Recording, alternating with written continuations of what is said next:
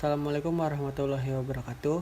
Perkenalkan, nama saya Fatur Rahman Suhanda akan mempresentasikan hasil paper saya yang berjudul PSAK 71 dan dampak terhadap perbankan. Baiklah, langsung saja pada bagian pertama yaitu landasan teori. Yang pertama yaitu PSAK 71. PSAK 71 merupakan tentang instrumen keuangan yang diadopsi dari IFRS 9 Financial Instrument, telah disahkan oleh Dewan Standar Akuntansi Keuangan Ikatan Akuntan Indonesia pada tanggal 26 Juli 2017 yang berlaku efektif 1 Januari 2020. Latar belakang diadopsinya PSAK 71 ini disebabkan oleh beberapa hal, di antaranya kompleksitas dan rule base dalam penentuan klarifikasi ke instrumen keuangan, penentuan impairment dianggap terlambat dan tidak merefleksikan fakta saat kondisi krisis ekonomi. Selanjutnya itu tidak fleksibel dan tidak merefleksikan strategi manajemen risiko. Selanjutnya itu PSAK 71 berdampak signifikan terhadap laba entitas, khususnya di bidang perbankan, yaitu pembentukan cadangan kerugian penurunan nilai atau CKPN yang lebih besar dari sebelumnya. Selanjutnya itu klasifikasi aset keuangan atau EDPSAK 71 memberikan pengaturan pendekatan klasifikasi aset keuangan melalui model bisnis entitas dalam mengelola aset keuangan dan karakteristik arus kas kontraktual dari aset keuangan.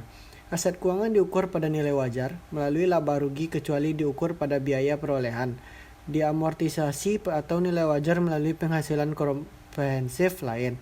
Akan tetapi, entitas dapat menetapkan pilihan yang tidak dapat dibatalkan saat pengakuan awal atas investasi pada instrumen ekuitas tertentu yang umumnya diukur pada nilai wajar melalui laba rugi, sehingga perubahan nilai wajarnya disajikan dalam penghasilan komprehensif lain. Selanjutnya itu pengakuan kredit ekspektasian. Pengakuan kredit ekspektasian dalam EDPSAK 71 perkenalkan metode kerugian kredit ekspektasian dalam mengukur kerugian instrumen keuangan akibat penurunan nilai instrumen keuangan. Berbeda pada PSAK 55 sebelumnya yang mengakui kerugian kredit pada saat peristiwa kerugian kredit terjadi.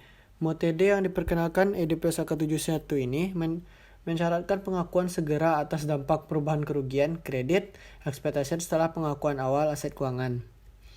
Baiklah, selanjutnya itu penentuan peningkatan risiko kredit secara signifikan.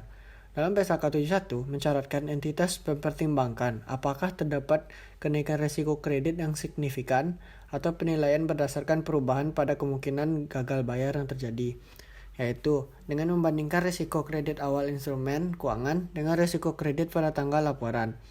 Jika entitas mengestimasi instrumen keuangan memiliki risiko kredit yang rendah pada tanggal pelaporan, contohnya investment grade, maka entitas mengasumsikan risiko kredit atas instrumen keuangan tidak meningkat secara signifikan. Selanjutnya itu akuntansi lindung nilai. Kriteria kualifikasian untuk akuntansi lindung nilai menurut PSAK 55, hubungan lindung nilai dapat dianggap efektif jika memenuhi persyaratan tes efektivitas 80-125%. Berbeda dengan PSAK 55, PSAK 71 menghilangkan persyaratan tes efektivitas tersebut dan memperkenalkan persyaratan yang lebih umum menggunakan pertimbangan manajemen, yaitu pertama terdapat hubungan ekonomik antara item lindung nilai dengan instrumen lindung nilai. Yang kedua, pengaruh risiko kredit tidak mendominasi perubahan nilai yang dihasilkan dari hubungan ekonomi tersebut. Dan yang ketiga, rasio lindung nilai dari hubungan lindung nilai adalah rasio dari hasil kuantitas item lindung nilai yang secara aktual dilindung nilai dan kuantitas instrumen lindung nilai yang secara aktual digunakan entitas untuk melindungi nilai sejumlah kuantitas item lindung nilai tersebut. Selanjutnya itu tanggal efektif dan transisi.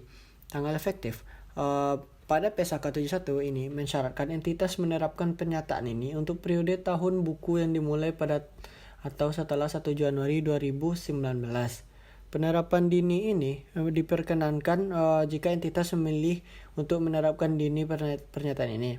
Entitas harus mengungkapkan fakta tersebut dan menerapkan semua persyaratan dalam pernyataan ini pada waktu yang sama. Yang selanjutnya itu ketentuan transisi.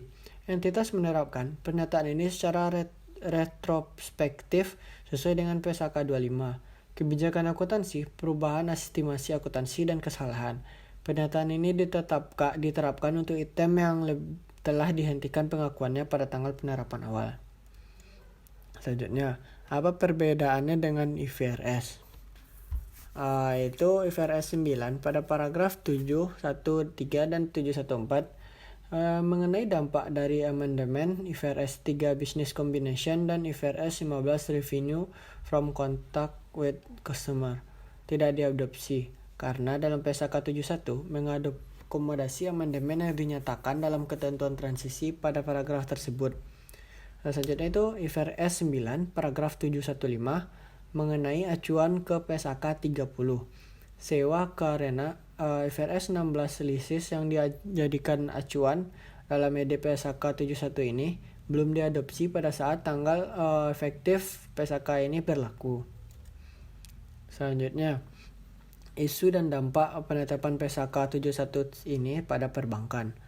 Dengan adanya PSAK 71, bank wajib membuat penyisihan penghapusan aktiva produktif atau PPAP yang lebih besar dibandingkan dengan sebelumnya menggunakan PSAK 50, 55, dan 60 yang efektif diberlakukan sejak 1 Januari 2015. Hal ini karena PSAK 71 mewajibkan bank menggunakan pendekatan kerugian kredit ekspektasian atau expected loss dalam menentukan PPAP atau cadangan kerugian kredit yang dibentuk dari beban provisi kerugian kredit.